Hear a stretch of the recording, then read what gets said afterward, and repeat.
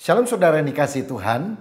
Nah, hari ini saya akan menyampaikan firman dengan judul Apakah COVID-19 adalah tanda akhir zaman? Kita akan membaca Lukas 21 ayat 9 sampai 11 yang berbunyi demikian. Dan apabila kamu mendengar tentang peperangan dan pemberontakan, janganlah kamu terkejut, sebab semuanya itu harus terjadi dahulu. Tetapi itu tidak berarti kesudahannya akan datang segera. Ia berkata kepada mereka, bangsa akan bangkit melawan bangsa dan kerajaan melawan kerajaan. Dan akan terjadi gempa bumi yang dahsyat, dan di berbagai tempat akan ada penyakit sampar dan kelaparan. Dan akan terjadi juga hal-hal yang mengejutkan dan tanda-tanda yang dahsyat dari langit. Shalom saudaraku, sejak akhir Desember 2019 merebak virus corona dari kota Wuhan, China, yang kemudian lebih dikenal dengan nama COVID-19 atau COVID-19. Ketua WHO yaitu Badan Kesehatan Dunia di bawah Persatuan Bangsa-Bangsa yang bernama Tedros Adhanom Ghebreyesus yang berasal dari Ethiopia menyebutkan bahwa COVID-19 adalah singkatan dari Coronavirus Diseases 2019. Nah, COVID-19 ini menyerang sistem pernapasan dan juga paru-paru sehingga bisa mengakibatkan kematian. Pandemi yang merebak pada akhir Desember 2019 itu telah menjalar lebih ke 200 negara di dunia. Dan awal Juli 2020 misalnya, lebih dari 10 juta orang di dunia telah terpapar oleh COVID-19 dan lebih dari 500.000 orang telah mati. Dan COVID-19 ini telah menimbulkan bermacam-macam krisis. Yang pertama tentu saja krisis kesehatan. Tetapi yang berikutnya adalah krisis ekonomi. Tetapi kalau masalah ekonomi ini tidak bisa diatasi oleh negara-negara itu, ini bisa menimbulkan kegoncangan lain yang lebih serius, yaitu kegoncangan politik. Orang tidak lagi percaya kepada pemerintah untuk bisa menangani pandemi ini. Apalagi angka kemiskinan melonjak di berbagai negara di dunia. Kalau itu kemudian disusul oleh wabah kelaparan atau bencana kelaparan, wah ini akan menjadi chaos, keributan terjadi. Ada beberapa pertanyaan yang seringkali muncul dalam benak orang dan juga ditujukan kepada saya sebagai hamba Tuhan yang kita akan bahas pada hari ini. Pertanyaan pertama, apakah COVID-19 ini adalah tanda akhir zaman? Saudara-saudara, beberapa orang menghubungkan penyakit COVID-19 ini dengan catatan Alkitab dalam Lukas 21 ayat 11 tadi bahwa pada akhir zaman akan muncul bermacam-macam penyakit yang disebut adalah penyakit sampar. Dan ini juga akan menimbulkan ketakutan. Khususnya di dalam Lukas 21 ayat 26 firman Tuhan berkata demikian. Orang akan mati ketakutan karena kecemasan berhubung dengan segala apa yang menimpa bumi ini. Sebab kuasa-kuasa langit akan goncang. Nah, dikatakan banyak orang akan mati ketakutan, baik yang terjadi di atas muka bumi maupun dengan adanya benda-benda langit mungkin seperti meteor yang akan jatuh ke bumi. Sampai ada cerita gini, ada malaikat maut disuruh mengambil nyawa 1.000 orang di sebuah kota dengan COVID-19. Ternyata yang mati di kota itu adalah 10.000. Maka malaikat tanya sama yang disuruh ini, loh kenapa kamu kok malah bunuh 10.000 orang, kan tugasnya cuma 1.000. Oh begini malaikat, saya itu cuma bunuh 1.000 orang. Lalu yang 9.000 lain, 9.000 lainnya mati karena ketakutan sendiri. Bukan saya yang mencabut nyawanya katanya. Ya ini tentu hanya sebuah cerita. Tapi ini menunjukkan bahwa banyak orang hidup terlalu takut sehingga imun tubuh mulai turun. Dan berbagai penyakit bawaan yang ada kemudian menyerang sehingga dia meninggal dunia. Apalagi sudah berbulan-bulan setiap hari selalu dikumandangkan di media massa tentang COVID-19 ini. Pagi, siang, sore, malam. Aduh berita-berita begitu banyak. Dan ditambah lagi ada berita hoax melalui berbagai WhatsApp dan sebagainya. Sehingga kita kadang-kadang bingung ini benar atau tidak benar. Nah saya percaya bahwa ketakutan bukan berasal dari Tuhan. Sebab 2 Timotius pasal yang pertama ayat 7 berkata bahwa Tuhan tidak memberikan roh ketakutan, tetapi roh yang membangkitkan kekuatan, kasih dan ketertiban. Nah, saudara menjawab pertanyaan tadi, apakah COVID-19 ini adalah tanda akhir zaman? Saya perlu nyatakan demikian. Pandemi itu seringkali dikaitkan dengan akhir zaman. Memang kalau orang lagi seneng kadang-kadang lupa sama Tuhan. Kalau lagi susah, lagi sakit, waduh ini akhir zaman, Tuhan segera datang. Sebetulnya kita perlu tahu bahwa pandemi COVID-19 bukan hal yang pertama terjadi. Maksudnya COVID-19-nya baru pertama, tetapi pandemi-pandemi yang lain dengan bermacam-macam penyakit yang berbeda sudah terjadi di sepanjang sejarah umat manusia. Bahkan sebelum Yesus datang ke dunia 2000 tahun yang lampau. Nah, saya sebutkan beberapa saja. Misalnya pada abad ketiga, khususnya tahun 249 sampai 262 Masehi, di Roma terjadi penyakit menular yang berbahaya yang menewaskan ribuan orang setiap hari.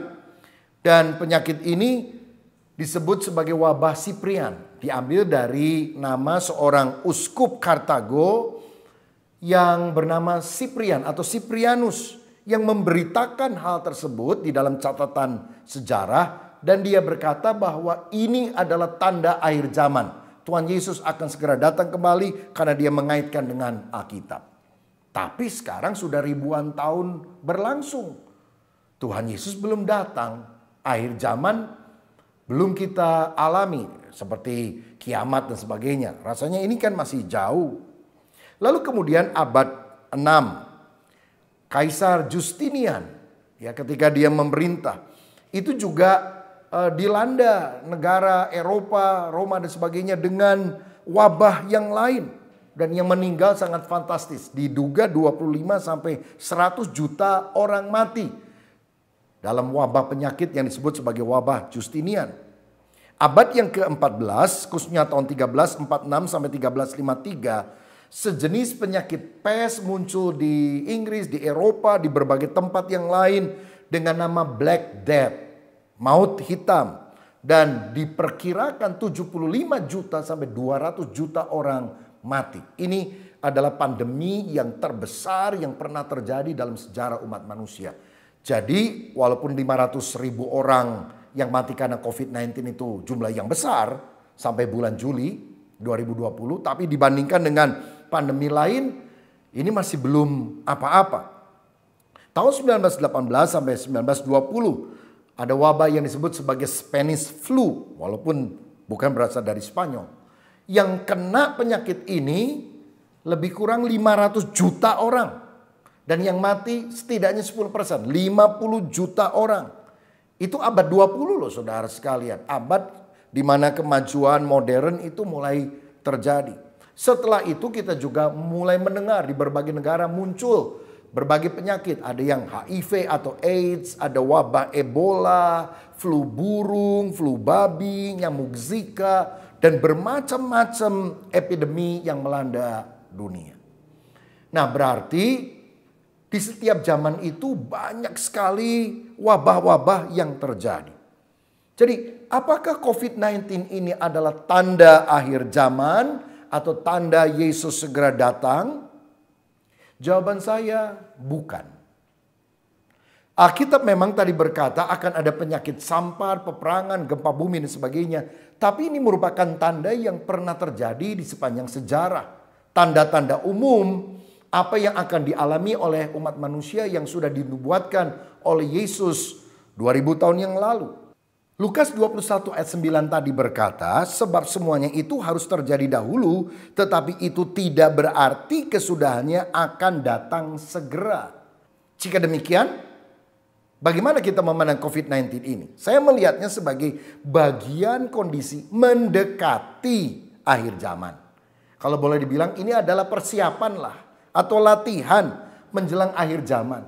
Karena pada waktu akhir zaman kita akan melihat di dalam Alkitab ada banyak hal yang jauh lebih mengerikan daripada COVID-19 ini. Hal yang jauh lebih dahsyat dari ini belum apa-apa. Pertanyaan yang kedua yang seringkali muncul. Mengapa sudah ada orang yang bisa meramalkan wabah COVID-19 ini sebelum peristiwa itu terjadi?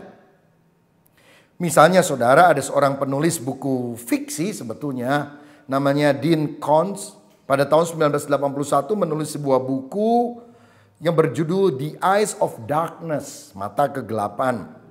Dia menulis tentang akan adanya virus mematikan sejenis pneumonia yang menyerang paru-paru dan saluran pernapasan yang diberi nama Wuhan 400. Kok bisa ya persis namanya dengan penyebaran COVID-19 yang berasal dari kota Wuhan.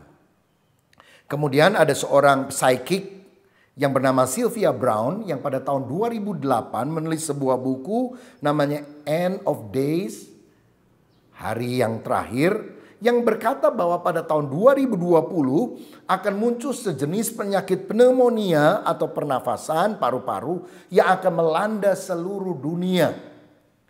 Walaupun dia sudah mati beberapa tahun yang lalu, ternyata ramalannya itu terbukti. Kenapa kok bisa ada orang yang secara tepat menunjukkan apa yang akan terjadi pada tahun ini? Namanya juga sama, Wuhan. Saudara-saudara, menjawab hal tersebut, saya akan menjelaskan. Yang berkaitan dengan hal-hal yang akan datang itu biasanya bisa bersumber dari 3 hal. Yang pertama disebut sebagai nubuat atau prophecy. Yang menyampaikannya adalah nabi atau prophet, yaitu seorang hamba Tuhan yang mendapatkan pengetahuan atau pewahyuan itu dari Tuhan yang Maha Tahu. Sehingga jelas kalau itu adalah nubuat dari Tuhan pasti terjadi. Tidak mungkin tidak terjadi.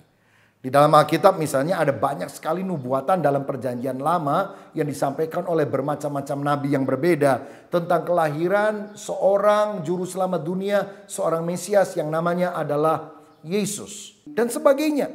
Dan ternyata setiap ciri daripada nubuatan ini tergenapi dengan sempurna. Karena sumbernya adalah dari Tuhan yang Maha Tahu. Tetapi yang kedua, bila orang berbicara tentang hal-hal yang akan datang, maka bisa saja itu bukan merupakan nubuatan dari Tuhan, tapi ramalan. Nah, orang yang mengemukakan disebut sebagai peramal, dan dia bisa mendapatkan hal ini dari ilham kuasa kegelapan dari si setan. Saudara perlu ketahui bahwa setan tidak maha tahu, tapi setan banyak tahu karena dia hidup lebih lama daripada kita.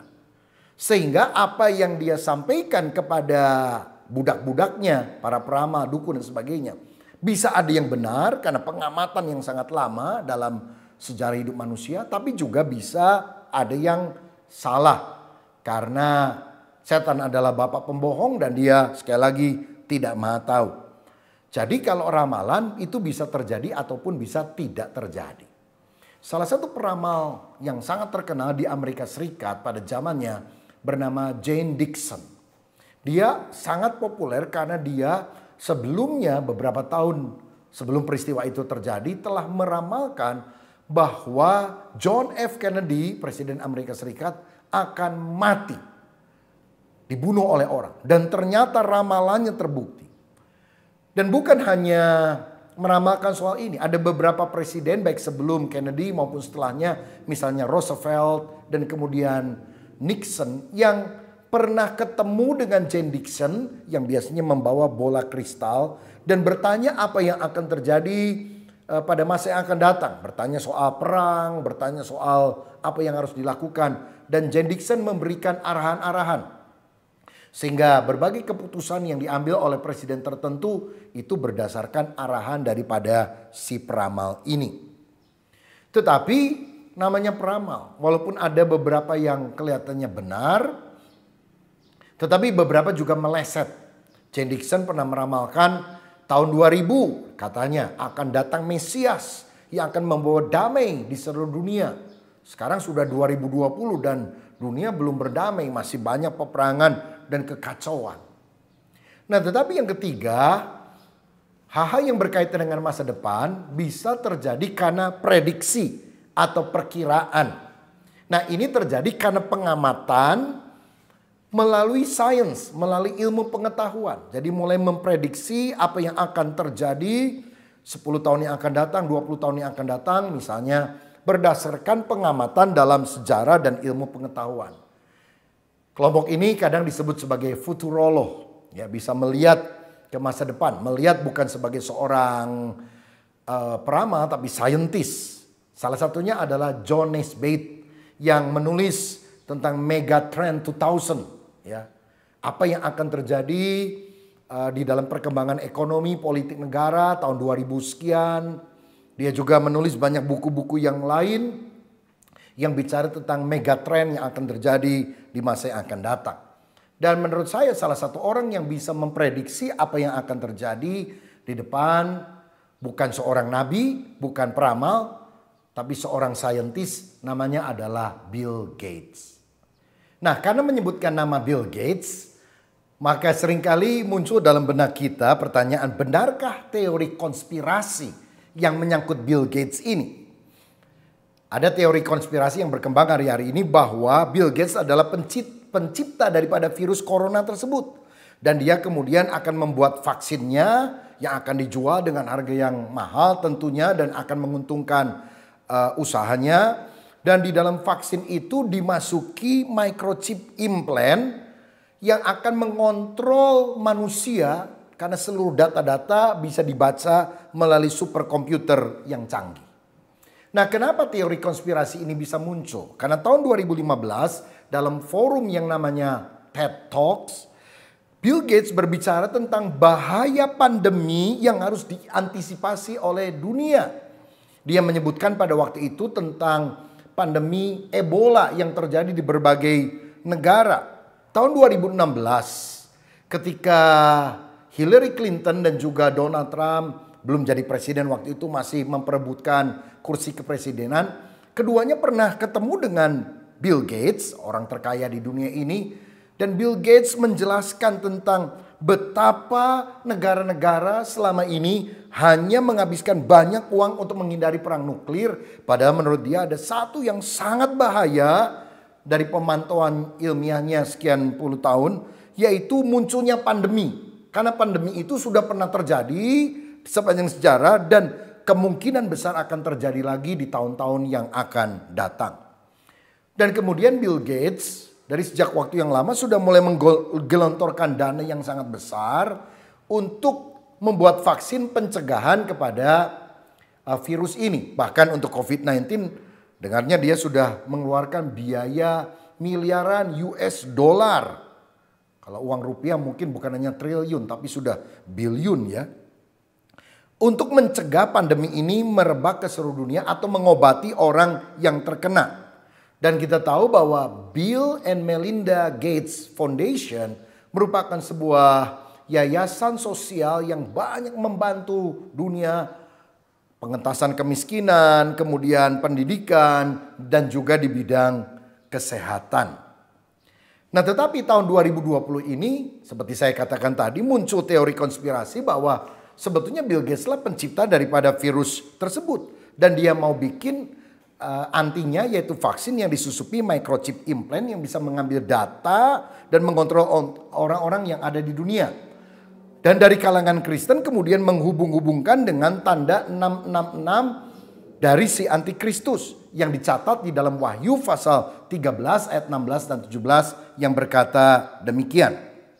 Dan ia menyebabkan sehingga kepada semua orang kecil atau besar, kaya atau miskin, merdeka atau hamba, diberi tanda pada tangan kanannya atau pada dahinya.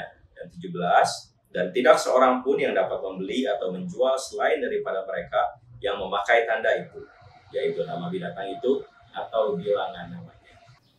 Nah, jadi banyak orang menganggap ini adalah tafsiran harafiah bahwa orang akan disusupi dengan microchip implant di tangan atau di dahinya. Walaupun tentu tidak semua setuju dengan pandangan ini karena ada model penafsiran simbolis tentunya. Tetapi namanya konspirasi. Teori ini kemudian mulai berkembang menjadi bola liar. Dan saya membaca dalam salah satu survei di Amerika Serikat namanya YouGov, bahwa ada beberapa kantor berita yang menyiarkan berita-berita di TV, sosial media, misalnya Fox News, itu percaya pada teori konspirasi ini. Bahkan ketika dilakukan survei, didapatkan data 44% pendukung Presiden Donald Trump percaya pada teori konspirasi ini. Itu sebabnya mengapa di berbagai tempat mereka tidak terlalu menghiraukan soal social distancing dan sebagainya. Karena mereka pikir ini adalah konspirasi, pemikiran dari komplotan jahat yang merencanakan secara rapi dan rahasia untuk menghancurkan perekonomian dunia dan memunculkan satu pemerintahan dunia baru, New World Order. Nah, saudara-saudara, Bill Gates memang sudah ditanya pendapatnya soal hal ini dan dia menjawab, teori itu sangat bodoh dan aneh. Dan dia berkata dia juga tidak membuat microchip yang akan diimplantkan ke dalam tubuh manusia. Dia sampaikan itu pada pertengahan bulan Juni 2020, beberapa waktu yang lalu. Nah, saya mau katakan begini.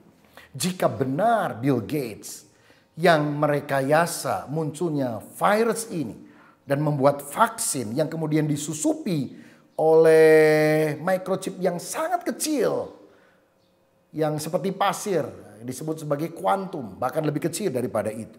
Betapa jahatnya dia. Karena dia bagaikan Tuhan yang ingin menguasai manusia seluruh dunia. Tapi dalam masa post-truth semacam ini, kita sulit percaya mana media yang benar, mana media yang tidak benar. Karena kita tahu ada seorang yang pernah mengatakan hal ini, kebohongan yang disampaikan sekali adalah kebohongan. Tapi kalau disampaikan berulang-ulang, itu akan diyakini oleh banyak orang sebagai kebenaran. Nah, kalau Bill Gates memang punya rekayasa jahat itu, betapa jahatnya dia.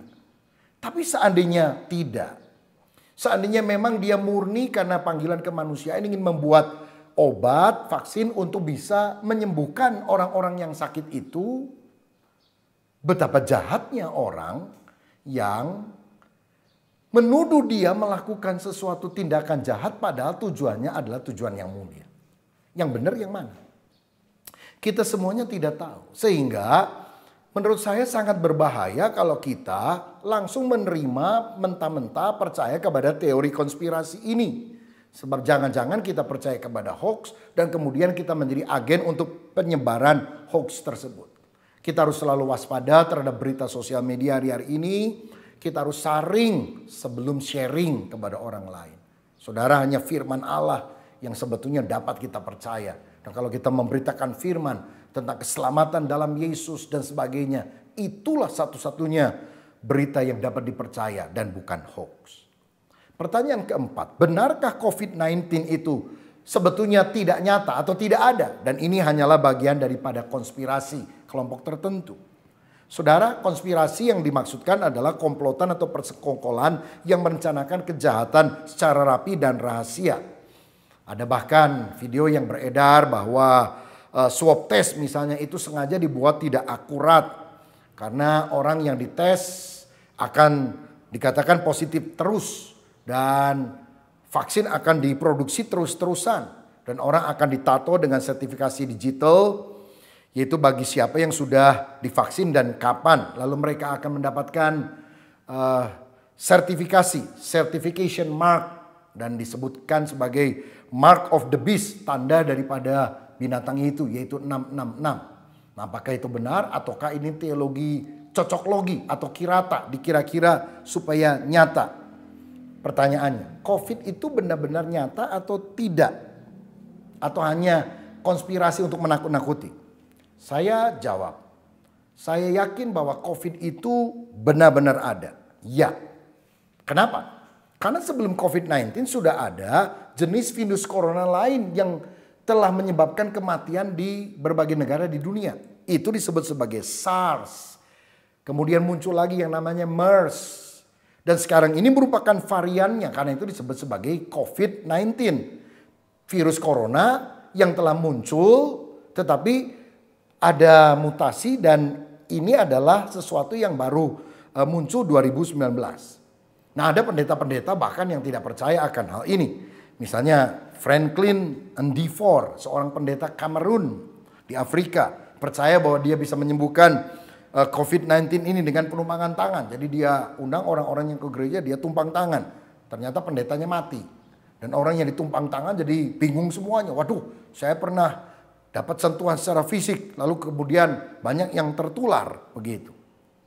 Dan pada waktu pendeta ini mati, jemaatnya tidak percaya.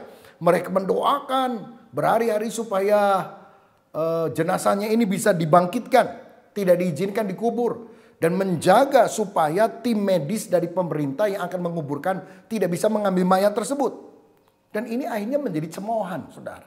Di Amerika Serikat, negara maju, juga ada pendeta-pendeta semacam itu yang tidak percaya bahwa COVID ini benar-benar ada. Dan ternyata dia meninggal dunia karena penyakit tersebut. Jadi apakah COVID ini benar-benar penyakit? Tentu saja. Nah, jadi kalau misalnya vaksinnya diketemukan, boleh tidak divaksin. Nah, vaksin itu apa sih? Itu virus yang dilemahkan. Sehingga ketika disuntikan kepada orang, maka muncullah antibodi yang akan memerangi virus yang sudah dilemahkan itu, sehingga virus tersebut kalah atau mati dan orangnya sehat. Sampai hari ini tidak ada bukti bahwa microchip itu sengaja disusupkan ke dalam vaksin tersebut. Nah, jika itu baru berupa asumsi, teori konspirasi, saya rasa ketika memang nanti akan ada obat atau vaksin apapun untuk menyembuhkan, dan ada berita yang menentang supaya jangan nanti ini dimasuki dengan microchip dan sebagainya. Bukankah orang bisa mati karena tidak mau divaksin, padahal pertolongan itu sudah ada. Jadi selama tidak ada bukti yang jelas, masih teori konspirasi, sebaiknya kita jangan berspekulasi dengan hal semacam ini. Sebetulnya vaksin itu sudah dilakukan dari sejak dulu-dulu. Di tangan saya ini ada bekas vaksin cacar. Kalau dulu ya orang yang sudah 50 tahun ke atas itu pasti ada vaksin cacarnya. Lalu bayi-bayi sekarang juga divaksinasi di posyandu, puskesmas, di rumah sakit. Vaksin cacar, vaksin difteri, tetanus, kemudian hepatitis dan sebagainya. Dan selama ini tidak pernah ada ketakutan akan disusupkan chip implant dan sebagainya. Dan jika memang vaksin itu adalah sesuatu yang seperti vaksin-vaksin yang lain untuk kesehatan manusia, why not? Kenapa tidak untuk kita menerima hal tersebut? Kecuali kalau memang benar-benar bisa dibuktikan ada implant chip dan sebagainya, ya tentu kita harus waspada akan hal tersebut. Dan pertanyaan kelima atau terakhir adalah COVID-19 itu berasal dari mana? Dari setan, dari Tuhan, atau dari manusia? Untuk menjawab ini tidak mudah. Mengapa? Yang pertama, sebab bila itu berasal dari iblis semata, maka kuasa kegelapan bisa diusir dalam nama Yesus dan pasti akan segera lenyap. Karena Yesus sudah mengalahkan kuasa kegelapan. Lagi pula ada pandemi atau sakit penyakit yang dulu dianggap dari setan, tapi dengan kemajuan pengobatan, maka walaupun virusnya masih ada, tetapi tidak dianggap menakutkan lagi, malah bisa disembuhkan. Misalnya influenza dulu mematikan orang, tapi sekarang kan sudah bisa disembuhkan. Ya flu dianggap penyakit biasa saja. Walaupun sekarang jenis flu-nya menjadi lebih berat. Salah satunya misalnya COVID-19 yang menyerang paru-paru. Tetapi kalau dikatakan bahwa itu semuanya dari setan, mestinya dengan pengusiran kuasa gelap, semuanya akan lenyap. Tapi sampai hari ini kan belum lenyap. Yang kedua, bisa ada pandangan bahwa COVID-19 adalah hukuman dari Tuhan. Apakah benar? Pada zaman dulu ada penyakit yang dianggap hukuman Tuhan. Penyakit apa misalnya? Kusta. Karena kusta belum ada obatnya. Jadi orang yang kena sakit kusta dianggap kena kutuk. Kalau ketemu orang dari jarak puluhan meter harus teriak najis, najis, najis. Ya. Tapi kemudian penyakit kusta sekarang sudah ada obatnya. Sehingga tidak perlu lagi dianggap kusta itu sebagai kutuk dari Tuhan. Pertanyaannya, apakah Tuhan bisa menghukum dengan penyakit? Kan Tuhan itu baik, masa Tuhan mendatangkan penyakit? Kalau kita baca dalam kesaksian Alkitab, Tuhan ternyata pernah menghukum orang-orang Mesir yang dipimpin oleh Firaun dengan 10 tulah. Dari air menjadi darah sampai anak sulung orang Mesir mati. Atau dalam kisah ketika orang-orang Filistin merebut tabut perjanjian dari orang Israel yang waktu itu dipimpin oleh Hofni dan Pinehas. Maka ketika dibawa ke daerah Filistin ternyata banyak penyakit musibah tulah yang melanda orang-orang Filistin sampai akhirnya dikembalikan lagi ke Israel. Malah ketika kembali kehadiran tabut perjanjian mendatangkan berkat bagi orang-orang Israel. Nah, jika ini berasal dari Tuhan, maka kalau kita bertobat dari segala dosa, masalahnya akan selesai. Tapi saya rasa kita semua sudah doa minta pertolongan Tuhan. Virusnya masih ada. Jika demikian, apakah ini berasal dari manusia? Saya mau katakan bahwa masalah bisa terjadi karena manusia, bukan karena setan atau karena Tuhan. Maksudnya begini, di Indonesia kadang-kadang hampir setiap tahun ada kebakaran hutan. Nah, yang menyebabkannya siapa? Setan atau Tuhan? Tentu bukan keduanya. Siapa? Manusia yang membakar hutan tersebut demi kepentingan ekonomi dan sebagainya. Kalau ada banjir, tanah longsor menyebabkan bukan hanya korban harta tapi juga korban jiwa. Apakah kita bisa berkata, Tuhan kenapa engkau kejam, engkau izinkan semuanya terjadi? Lalu Tuhan akan tanya, kamu babat hutan, kamu tidak melindungi lingkungan dengan baik demi keserakahan. Kenapa yang disalahkan adalah Tuhan atau yang disalahkan adalah setan? Karena manusia yang melakukan kesalahan. Nah, jika demikian apakah COVID-19 ini bisa merupakan rekayasa manusia? Nah, muncul teori konspirasi yang lain ini saudara. Oh, katanya ada laboratorium di Wuhan ya yang menyebabkan hal ini, yang kemudian terlepas itu virus-virusnya. Ada yang bilang oh sebetulnya diciptakan di Amerika Serikat, lalu kemudian dibawa ke Wuhan oleh tentara-tentara tertentu yang ingin menyebarkannya menjelang tahun baru Imlek, di mana jutaan orang akan bepergian ke berbagai daerah di China sehingga terjadi penularan. Beberapa penemuan terakhir malah mengatakan bahwa jauh sebelum terjadi di Wuhan, maka virus COVID-19 ini sudah terjadi di Barcelona, di Spanyol. Wah, jadi yang benar yang mana? Nah, berarti jangan kita masuk kepada perdebatan yang sifatnya spekulatif, yang merupakan asumsi dari teori-teori konspirasi ini. Jika demikian jawabannya apa? Virus COVID-19 ini kok bisa terjadi dari mana? Saya mau jawab bahwa penyakit termasuk COVID-19 itu terjadi akibat kejatuhan manusia ke dalam dosa. Ketika Adam dan Hawa melanggar perintah Tuhan akibat bujukan iblis, makan buah yang dilarang oleh Allah untuk dimakan, yaitu pengetahuan baik dan jahat. Tuhan sudah berpesan, pada hari engkau memakannya kamu akan mati. Sebelum manusia pertama Adam dan Hawa berdosa, tidak ada penyakit, tidak ada kematian.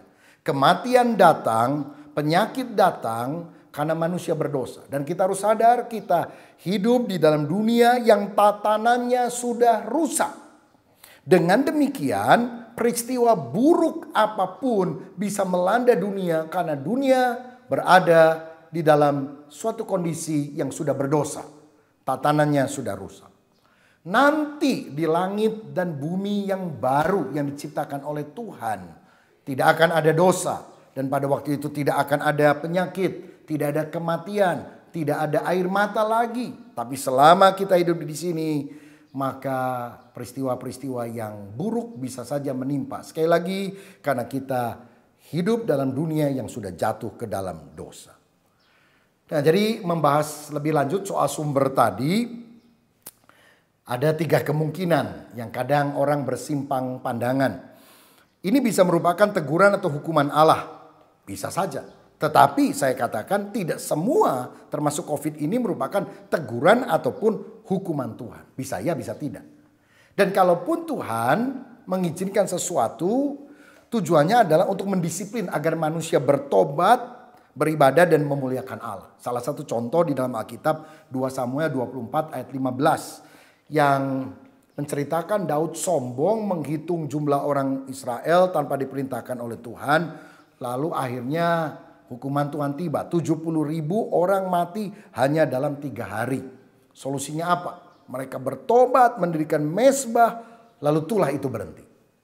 Nah, jika COVID ini memang hukuman Tuhan, sebetulnya waktu kita mendirikan mezbah, berdoa, berseru kepada Tuhan, wabah ini pasti akan berhenti.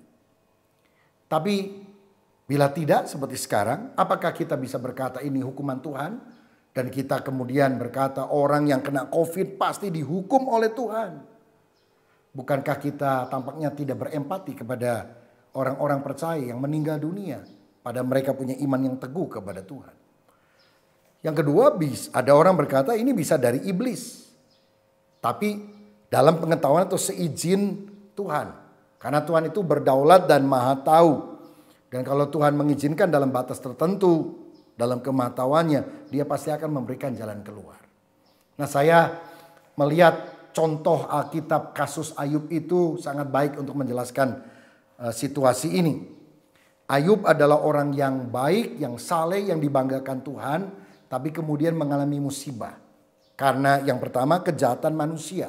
Ayub 1 bicara tentang orang Sheba dan orang Kasdim yang merampok harta atau ternak daripada Ayub. Yang kedua, ini bisa disebabkan karena serangan atau pencobaan iblis. Sehingga Ayub mengalami banyak kesialan, bahkan badannya penuh dengan borok. Tapi yang ketiga, ini juga bisa merupakan ujian dari Tuhan agar Ayub makin dimurnikan. Supaya dia tetap beriman dalam segala situasi, baik senang ataupun susah, tetap bersyukur, dan akhirnya dia dipulihkan dan diberkati 2 kali lipat. Sehingga bagaimana sikap kita sebagai konklusinya? Saya percaya bahwa masa sulit seperti ini merupakan masa padang gurun. Tetapi di masa padang gurun Tuhan memanggil kita jangan bersungut-sungut seperti orang Israel. Tapi pegang janji Tuhan, isi pikiran kita dengan kebenaran firman sehingga selalu optimis. Pelihara iman, jangan jatuh karena berbagai berita hoax. Dan tetap menjadi berkat, tetap menjadi terang. Berbuat baik kepada orang yang membutuhkan dan memberitakan Injil. Alkitab berkata dalam 2 Timotius 4 ayat 2-5 demikian. Beritakanlah firman, siap sedialah, baik atau tidak baik waktunya. Nyatakanlah apa yang salah, tegurlah dan nasihatilah dengan segala kesabaran dan pengajaran. Karena akan datang waktunya, orang tidak dapat lagi menerima ajaran sehat, tetapi mereka akan mengumpulkan guru-guru menurut kehendaknya untuk memuaskan keinginan telinganya. Mereka memalingkan telinganya dari kebenaran dan membukanya bagi dongeng. Tetapi kuasailah dirimu dalam segala hal. Sabarlah menderita. Lakukanlah pekerjaan pemberita Injil dan tunaikanlah tugas pelayananmu. Tuhan memanggil kita untuk memberitakan firman. Siap sedia, baik atau tidak baik waktunya. Tutup telinga kita untuk dongeng, cerita-cerita, konspirasi dan sebagainya yang tidak akan membangun iman kita. Karena banyak orang lebih percaya pada dongeng di akhir zaman ini.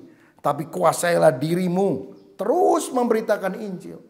Soal prediksi, spekulasi, nggak usahlah kita terlibat di dalamnya. Tetap memberitakan firman.